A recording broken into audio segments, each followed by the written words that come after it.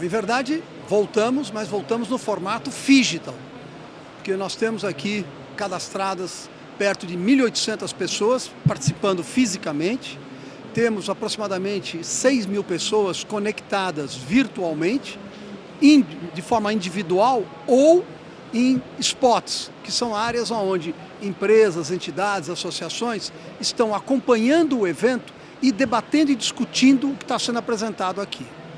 Nós estamos a poucas horas, né, do início do evento, mas já ficou claro que, principalmente por conta de todas as pesquisas que estão sendo apresentadas, pesquisas absolutamente inéditas, o interesse que esses temas estão despertando na audiência é muito alto.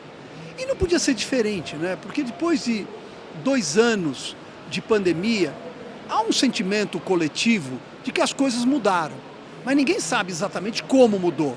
E o grande risco é a gente imaginar as mudanças a partir do nosso micromundo, né? O nosso bairro, os nossos amigos, a nossa família. Essa mudança, ela é muito mais abrangente, né? Ela envolve o país, ela envolve uma transformação estrutural, de um lado, econômica, social e principalmente também comportamental. Só para destacar um aspecto, por exemplo, a tal geografia do consumo. Determinadas regiões, bairros, ruas, tinham um poder de atrair consumidores muito alto. E por conta disso, muitas empresas abriram espaços, lojas nessas regiões. Com o crescimento do home office, por exemplo, isso mudou. E agora houve uma dispersão desse potencial de consumo que estava anteriormente concentrado em determinados espaços físicos. Da mesma forma, tudo que envolve valor. O valor é aquilo que o consumidor pensa numa lógica de consumo, de comprar mais, pagando menos. Nós tivemos uma mudança muito grande no país, com o crescimento, por exemplo, dos atacarejos, das lojas de descontos e o próprio e-commerce, que permite uma comparação mais direta do preço dos produtos.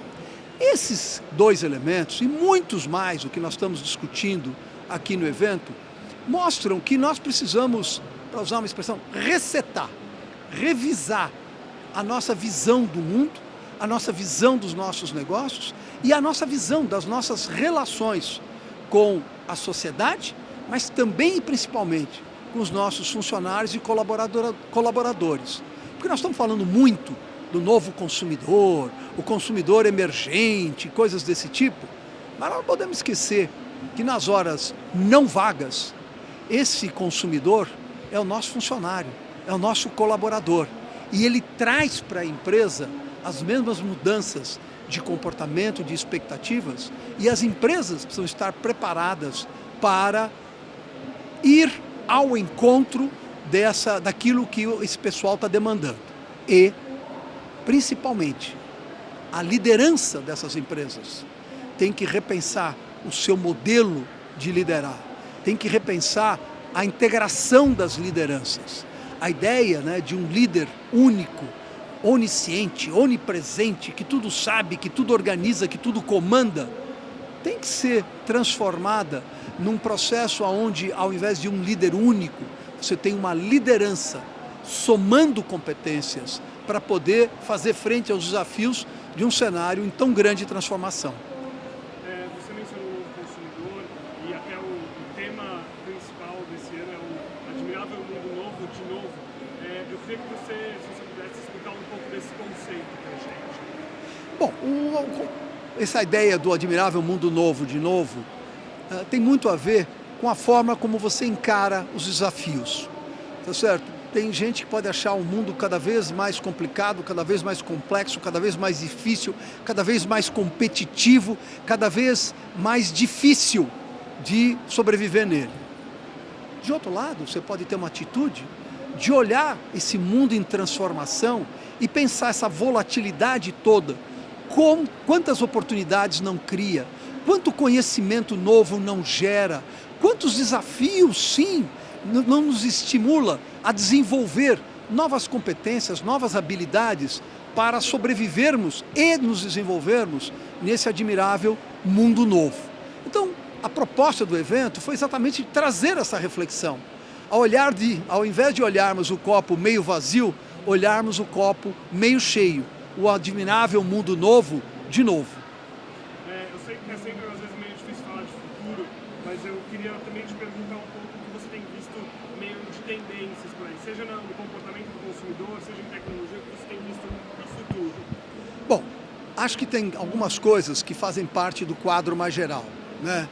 O aumento da competitividade, a concentração de mercado, essas mudanças da geografia de consumo que nós falamos há pouco. Mas, se nós formos focar só na realidade brasileira, neste momento, nós temos uma situação onde, agora, no mercado de consumo, eu tive a oportunidade de escrever sobre isso. Depois de uma série de visitas à Europa e Estados Unidos, nós acabamos fazendo um artigo que falava sobre um Brasil melhor do que vemos, pior do que merecemos. Porque, de fato, quando nós comparamos a situação brasileira nesse momento com outras áreas do mundo, nós estamos vivendo um momento particularmente interessante. E pensando em termos de futuro próximo, claramente dá para a gente ter o sentimento, não importa quem vai ser eleito, vamos fugir um pouquinho da discussão política de curto prazo. Este é um país que tem características estruturais que pode e deve ser muito melhor. E parece haver uma convergência no mundo para perceber esses potenciais que o Brasil oferece e tirar proveito desses potenciais para investimentos locais. Então, vamos ter turbulência, porque a turbulência faz parte da nossa vida e temos que aprender a conviver com elas. Mas se nós olharmos com um olhar mais à frente, pensando o futuro, provavelmente o que nós temos de positivo à frente é muito maior do que o que nós temos de negativo.